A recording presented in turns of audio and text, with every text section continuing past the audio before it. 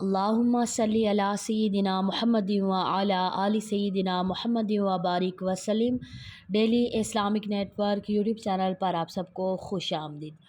انسان کا دنیا میں آمد کا سفر اور دنیا میں آنے سے پہلے جو روحیں ہوتی ہیں وہ انسان کی کہاں ہوتی ہیں اور عالم ارواح کیا ہے، اس کے بارے میں انشاءاللہ تعالی آج کی ویڈیو میں مکمل ڈیٹیل کے ساتھ۔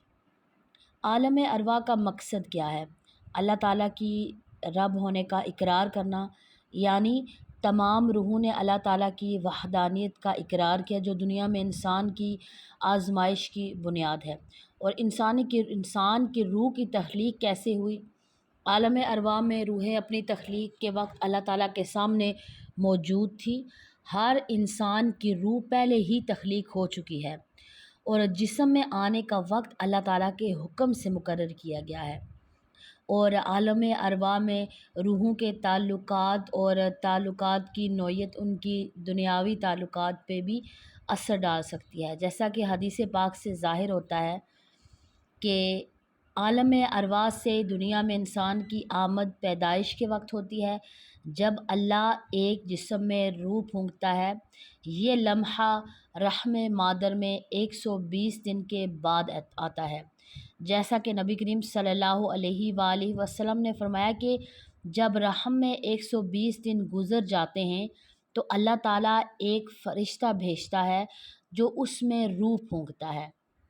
یعنی عالم ارواح ایک ایسا مقام ہے جہاں ہماری روحوں نے اللہ تعالیٰ کے ساتھ عہد کیا، اور یہ عہد ہمیں یاد نہیں لیکن ہماری فطرت میں اللہ کی پہچان اور عبادت کا جذبہ شامل ہے، جو اس عہد کا اثر ہے کہ دنیا میں ہمارا مقصد اسی عہد کو اللہ تعالیٰ کے ساتھ جو ہم نے کیا اس کو پورا کرنا ہے۔ ہمیں یاد نہیں ہے لیکن ہماری روحوں نے ایک فطری عمل ہے کہ جو بھی روح ہے سب نے اللہ کے ساتھ عہد کیا۔ تو دنیا سے پہلے ہم کہاں تھے؟ یہ ایک گہرا فلسفیانہ اور مذہبی سوال ہے، اور اس کا جواب مختلف عقائد اور نظریات کے مطابق اس کا جواب بھی مختلف ہو سکتا ہے۔ اور اس کا اسلامی نظریہ کیا ہے کہ دنیا میں آنے سے پہلے انسان کی روح کو اللہ تعالیٰ نے تخلیق کیا پہلے، یعنی روحیں ساری تمام پہلے ہی تخلیق کی جا چکی تھی، دنیا میں بس آئیں اپنے وقت کے مطابق۔ اور قرآن پاک میں بیان کیا گیا ہے کہ اللہ تعالیٰ نے تمام ارواح کو پیدا کیا اور ان سے عہد لیا۔ سورۃ الاعراف کی آیت نمبر 172 میں اللہ تعالیٰ ارشاد فرماتا ہے، اور یاد کرو جب تمہارے رب نے بنی آدم کی پشتوں سے ان کی نسل کو نکالا اور ان سے خود ان کے خلاف گواہی لی کہ کیا میں تمہارا رب نہیں ہوں؟ وہ کہنے لگے کیوں نہیں، ہم گواہی دیتے ہیں۔ تو اس سے ظاہر ہوتا ہے کہ دنیا میں آنے سے پہلے انسان کی روح عالم ارواح میں موجود تھی۔ فلسفیانہ نقطہ نظر کیا ہے؟ فلسفے میں اس سوال کا کوئی حتمی جواب نہیں ہے، لیکن مختلف فلسفیوں نے مختلف نظریات پیش کیے۔ کچھ کا کہنا ہے کہ ہماری اصل حالت وجود سے پہلے ایک غیر مادی حالت میں تھی، جبکہ کچھ کے مطابق یہ محض ایک گھنی ہے جو حل نہیں کی جا سکتی۔ اور سائنسی نقطہ نظر کیا ہے؟ سائنس اس معاملے میں بالکل خاموش ہے، کیونکہ یہ روح یا وجود سے پہلے کی حالت جیسے غیر مادی اور غیر محسوساتی موضوعات پر تحقیق نہیں کرتی ہے۔ یہ تو ہو گیا دنیا میں آنے سے پہلے، یعنی انسان کی آمد سے پہلے اللہ تعالیٰ نے تمام روحوں کو جمع کیا اور جمع کر کے ان سے عہد لیا، اور نہ صرف تمام روحوں کو جمع کیا بلکہ ان کی اللہ تعالیٰ نے مختلف ان کی کیٹیگری بنا دی۔ یعنی کچھ روحیں ایسی ہیں جو بالکل پاک اور صاف اور شفاف ہوں گی، کہ جو بالکل معصوم لوگ ہوں گے۔ یعنی کچھ لوگ کہتے ہیں نا کہ نیک بننا یا اچھا ہونا انسان کی خود اختیار میں ہے، جیسے نبی ہونا یہ انسان کسی کے اختیار میں نہیں ہے بلکہ اللہ تعالیٰ عطا کرتا ہے۔ اسی طرح جو نیک لوگ ہوتے ہیں، ولی لوگ ہوتے ہیں، وہ بھی اللہ تعالیٰ کی عطا سے ہوتے ہیں، وہ خود ہی پیدائشی طور پر اللہ تعالیٰ انہیں ولایت عطا کرتا ہے، تو اللہ کو پتہ ہوتا ہے کہ کون سی روحیں پاک ہوں گی، تو پھر اللہ تعالیٰ نے روحوں کے بھی درجات اس وقت بنا دیے۔ یعنی کچھ روحیں جو پاک ہیں، معصوم ہیں، انبیاء کی روحیں، ان کی الگ ایک کیٹیگری ہے۔ اس کے بعد کچھ روحیں ایسی ہوں گی، پھر آگے درجہ آ جاتا ہے انسان کے لیے کہ کچھ روحیں ایسی ہوں گی اور کچھ روحیں جو ہے وہ بری ہوں گی، اور کچھ روحیں اللہ تعالیٰ کے نیک اولیاء کی ہوں گی، یعنی ان کے مختلف درجات بن گئے۔ تو اللہ تعالیٰ نے جن روحوں کو نیک بنانا تھا ان میں اللہ تعالیٰ نے ایک خاص نور ڈال دیا، خاص نور پھونکا، اور اس نور کے ذریعے وہ لوگ کیا ہوتے ہیں کہ اللہ تعالیٰ کے زیادہ قریب ہو جاتے ہیں۔ پھر کچھ روحیں ایسی تھی کہ جن کو کچھ لوگ ہوتے ہیں ایسے اللہ تعالیٰ کے بڑے لاڈلے ہوتے ہیں، لیکن وہ لوگ ان کو اللہ تعالیٰ اپنی طرف کھینچ کے لاتا ہے۔ تو پھر ایسی روحوں کے لیے پھر اللہ تعالیٰ نے ایسا نور ڈالا کہ ان پر آزمائشیں اللہ تعالیٰ نے ڈال دیں کہ ان پر آزمائشیں ہوں گی اور یہ میرے قریب ہوں گی، یعنی اللہ تعالیٰ ایسے لوگوں کو گھسیٹ کر اپنی طرف لے کر جاتا ہے۔ یعنی اللہ تعالیٰ کے پیارے لوگ ہوتے ہیں کہ جن کو اللہ تعالیٰ چاہتا ہے کہ میں ان کو بلند درجہ دوں، لیکن ان کے اعمال ایسے نہیں ہوتے ہیں، عمل اچھے نہیں ہوتے ہیں کہ جن کی بنا پر اللہ تعالیٰ انہیں ان کا درجہ بلند کرے یا انہیں کچھ اعمال کچھ عطا کرے۔ تو پھر اللہ تعالیٰ انہیں آزمائشوں میں ڈال دیتا ہے، وہ ان سے گزار کر پھر اللہ تعالیٰ ان کو پھر اپنے پاس ان کی روح کو بلند درجہ دیتا ہے، ان کو ایک سٹیپ آگے اللہ تعالیٰ بڑھا دیتا ہے۔ تو روحیں جب جمع ہوئیں تو اس وقت ہی جو نیک روحیں تھیں اللہ تعالیٰ نے ان نیک روحوں کو جو ہے وہ اسی وقت ان کے اندر نور ڈال دیا، اور وہ نیک روحیں جب آتی ہیں دنیا میں تو پھر وہ اللہ تبارک و تعالیٰ کے نیک لوگ پھر اولیاء اللہ ہوتے ہیں، انبیاء ہوتے ہیں، شہید ہوتے ہیں، اور جو نیک لوگ ہوتے ہیں وہ نیک روحیں ہوتی ہیں۔